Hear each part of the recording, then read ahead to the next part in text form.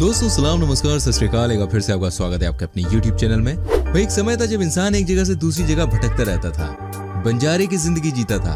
और अब देखिए भाई, सबका अपना ठिकाना है। हम इंसानों ने इतनी तरक्की कर ली है कि रात को भी हमने दिन बना दिया है। आज रात में किसी भी बड़े शहर में आप चले जाइए, आपको चारों तरफ रोशनी ही रोशनी नजर आएगी। जानते हैं ये संभव कैसे हो पाया? वही से पॉसिबल किया है डैम के कॉन्सेप्ट ने। जी हाँ, जिसे हम नदी पर बने बांध या फिर इंग्लिश में डैम कहते हैं। और आज मैं आपको इस वीडियो में दुनिया के कुछ ऐसे बड़े बड़े डैम्स दिखाने जा रहा हूँ, उसकी जानकारी देने जा रहा हूँ जिसके बारे में शायद आप नहीं जानते होंगे। और आपको बता दूं, अगर गलती से भी ये डैम टूट जाता है ना, तो भाई साहब तांडव हो जाएगा। तो प्लीज हमारे संग इस वीडियो में एंड तक बने रहिए। पहली बार चैनल पे आए हैं तो चैनल को सब्सक्राइब कर दीजिए और बगल में लगी घंटी को प्रेस कर दीजिए। देखिए, सबसे पहले मैं आपको मोटे तौर पर ये जानकारी दे दूं, आखिर बांध को बनाया क्यों जाता है। कई लोगों का ऐसा कहना है कि डैम की सबसे ज्यादा जरूरत उन जगहों पर होती है जहां पर हर साल बाढ़ आती है। वहीं कुछ लोगों का ऐसा मानना है कि बाढ़ से डैम लोगों को बचाता तो है ही, लेकिन इसके साथ ही इसकी हेल्प से आप आसपास के इलाकों में बिजली की सप्लाई कर पाते हैं। लेकिन सबसे बड़ा सवाल ये है जो आपके मन में आ रहा होगा इस टाइम पे, कि आखिर डैम बनाया क्यों जाता है और कैसे बनाया जाता है। तो देखिए, मैं आपको बता दूं, नदी के बहाव को रोककर डैम बनाया जाता है। जी हाँ दोस्तों, जब नदी के रास्ते को रोककर पानी को इकट्ठा किया जाता है तो उसे कहते हैं डैम। दोस्तों, इस बात को आप समझिए कि बांध नहर अथवा नदी पर जल के प्रवाह को रोकने के लिए एक अवरोध है और इसको कई सारी परियोजना के लिए उपयोग किया जा सकता है। बांध छोटे या एवरेज तथा बड़े हो सकते हैं। बड़े बांधों का निर्माण करना बहुत ज्यादा मुश्किल होता है। इसमें बहुत सारा काम करना पड़ता है, बहुत सारा पैसा लगता है, साथ ही ताकत लगती है, बहुत सारी चीजें लगती हैं। बांध का निर्माण कंक्रीट, चट्टानों, लकड़ी और मिट्टी से भी किया जा सकता है। दोस्तों, जैसा कि कहा जाता है कि हर चीज की कीमत चुकानी पड़ती है, हम इंसानों ने भी बड़े बड़े बांध की कीमत बड़े बड़े हादसों में चुकाई है। आइए आज मैं आपको दिखाता हूँ उन सभी हादसों को। लाओस 24 जुलाई 2018 को दक्षिण पूर्वी अत्तापू प्रांत के सनामक्सी जिले में पनबिजली परियोजना से संबंधित एक बांध के ढह जाने से हजारों एकड़ जमीन जो थी वो जलमग्न हो गई। करीब 11,000 लोग इससे प्रभावित हुए थे और करीब 1,500 लोगों को बचाया भी नहीं जा सका। पनबिजली परियोजना के लिए बने इस बांध से थाईलैंड को बिजली की सप्लाई की जानी थी। नेपाल काठमांडू से 66 किलोमीटर दूर स्थित सिंधु पाल्चौक जिले में 2 अगस्त 2014 को भारी बारिश और भूस्खलन ने सुनकोशी नदी का रास्ता बंद कर दिया, जिसने बांध की शक्ल ले ली। नदी का रास्ता जैसे ही साफ हुआ वैसे ही बाढ़ की स्थिति उत्पन्न हो गई और आसपास के गांव बह गए। हादसे में दर्जन भर लोगों की मौत हो गई थी। ब्राजील लोहे के खनन के लिए इस्तेमाल होने वाले टेलिंग डैम का यह हादसा पर्यावरण के लिए सबसे बड़े हादसों में से गिना जाता है। 2015 में फुंडाओ डैम में लीकेज को पंप से ठीक करने के दौरान वो टूट गया और करीब 6 crore cubic metre iron waste stock नदी में बह गया। इससे नदी के पानी का रंग तो बदला ही और वो जहरीला भी हो गया। अमेरिका फरवरी 2017 में कैलिफोर्निया राज्य में स्थित ओरोविल डैम के मुख्य और पानी की निकासी के लिए बने आपातकालीन स्पिलवे खराब हो गए। फीडर नदी के किनारे स्थित करीब 1,80,000 लोगों को सुरक्षित स्थानों पर भेजा गया और मछली पालने की जगह भी बदलनी पड़ी। भारी बारिश ने डैम को नुकसान पहुंचाया और ओरोविल झील में पानी करीब 30 फीट अतिरिक्त बढ़ गया। आगे और भी डैम से आपको रूबरू करवाने वाला हूं। अभी आप मुझे बताइए किस शहर से, किस गाँव से हमारी वीडियो देख रहे हैं, जरा कॉमेंट सेक्शन में लिखिए। मैक्सिको 6 अगस्त 2014 को सोनोरा नदी के पास हो रहे खनन से 40,000 क्यूबिक मीटर कॉपर सल्फेट बह गया, जिससे पानी जहरीला हो गया। मैक्सिको के सबसे बड़े पर्यावरण हादसों में से इस घटना ने 24,000 लोगों को प्रभावित किया। आसपास के करीब 100 स्कूल हफ्तों तक बंद रहे। जर्मनी 2013 में सैक्सनी अनहाल्ट राज्य में एल्बे नदी के ऊपर बना बांध टूट गया, जिसमें 21 लोगों की मौत हो गई। नदी में जलस्तर रिकॉर्ड ऊंचाई पर पहुंच गया। हादसे के बाद प्रभावित इलाकों में बिजली हफ्तों तक गायब रही और करीब 31,000 लोगों को सुरक्षित स्थानों पर पहुंचाया गया। चलिए मैं आपको बताता हूँ दुनिया के कुछ सबसे बड़े बांधों के बारे में। इसे देखने के बाद आपको ये बात समझ में आ जाएगी कैसे बड़े बड़े डैम्स को बनाया जाता है और कैसे उनका इस्तेमाल बिजली बनाने के लिए किया जाता है। करीबा डैम 1950 में निर्मित जिम्बाब्वे का करीबा बांध बेहद ही चर्चित बांध है। यह आकार में बाकियों से बड़ा है। सिर्फ इसलिए ये मशहूर नहीं, बल्कि इसकी पानी रोकने की कैपेसिटी दूसरे बांधों से काफी ज्यादा है।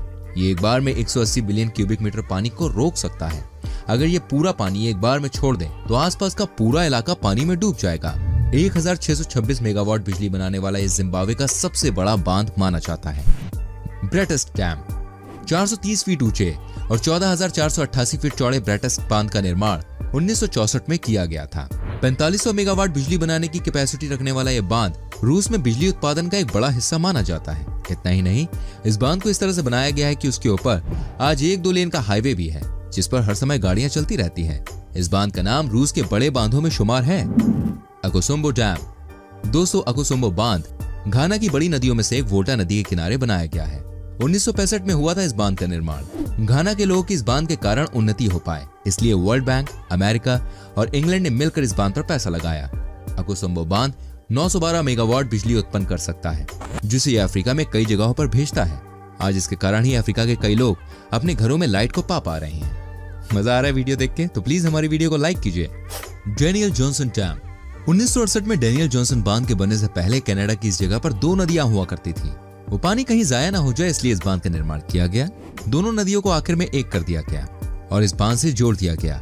उसके बाद से ये बांध बिजली बनाने का काम कर रहा है। इस बांध की ऊंचाई करीब 700 फीट है और इसका शेप बाकी बांध से बिल्कुल अलग है। आज ये कनाडा के बिजली उत्पादन का एक मुख्य हिस्सा माना जाता है। गुरी डैम। दोस्तों, वेनेजुएला में बना ये बांध एक ऐसी जगह पर स्थित है जो पूरी तरह से एक रेगिस्तानी इलाका है, जहाँ पर सिर्फ एक ही नदी का वास है। उस नदी में भी पानी तभी भरा हुआ दिखाई देता है जब उस जगह पर बारिश होती है। यहाँ पर पानी की कमी रहती है, इसलिए बरसात के पानी को व्यर्थ होने से बचाने के लिए इस बांध को बनाया गया है। माना जाता है कि वेनेजुएला देश को 16,000 मेगावाट की बिजली की आवश्यकता पड़ती है, जिसमें 60% बिजली अकेले ही बांध बनाता है। ये इतना बड़ा है कि इस बांध के लिए करीब 15,000 कर्मचारियों को काम करना पड़ता है। WAC Bennett dam. 1950 में ब्रिटिश कोलंबिया में 4 बांध बनने शुरू हुए थे, जिसमें से ये तीसरे नंबर का बांध था। 1967 में जाकर इस बांध का काम पूरा हो पाया। इसका मुख्य काम बिजली से पानी पैदा करना है। इस बांध में बनने वाली बिजली के कारण ही ब्रिटिश कोलंबिया इलाकों में 4 लाख घरों को बिजली मिल पाती है। ये वहां के बिजली उत्पादन का मुख्य हिस्सा बन चुका है। क्रेस्नोयार्स्क डैम। 1972 में बना और 6000 मेगावाट बिजली बनाने वाला क्रास्नोयार्स्क बांध रूस के बड़े बांधों में से एक है। ये 4000 फीट ऊंचा डैम रूस के येनिसेई नदी के 30% हिस्से का पानी खुद में इकट्ठा करता है। यूं तो रूस के ठंडे मौसम के कारण ये नदी ज्यादातर समय बर्फ से ढकी रहती है, लेकिन बांध के क्षेत्र में नदी के पानी को टेक्नोलॉजी के जरिए जमने से रोका जाता है। ये रूस का एक महत्वपूर्ण बिजली उत्पादन केंद्र माना जाता है। Robert बोरेसर dam. कनाडा में स्थित इस बांध का निर्माण 1970 में किया गया। 2835 वर्ग किलोमीटर वाला ये बांध महीने भर में 7 से 8,000 मेगावाट बिजली बना सकता है। कनाडा में बिजली बनाने के मामले में इस बांध का भी बहुत अहम योगदान माना जाता है। इतना ही नहीं, ये बांध हाइड्रो इलेक्ट्रिक सिटी भी बन सकता है, जो कई और कामों में मदद कर सकता है। टिहरी डैम। 200 टिहरी बांध भारत की सबसे ऊंचाई पर बना हुआ बांध है। ये उत्तराखंड के टिहरी जिले में बनाया गया है। इतना ही नहीं, ये विश्व का सबसे विशाल परमाणु संयंत्र है, जो 9000 मेगावाट बिजली बनाने की ताकत रखता है। 1972 में बने टिहरी बांध की शुरुआत में खूब आलोचना हुई थी, क्योंकि इसके कारण उस जिले के कई गांव डूबने का खतरा था, लेकिन बांध के निर्माण के बाद सब कुछ सही हो गया।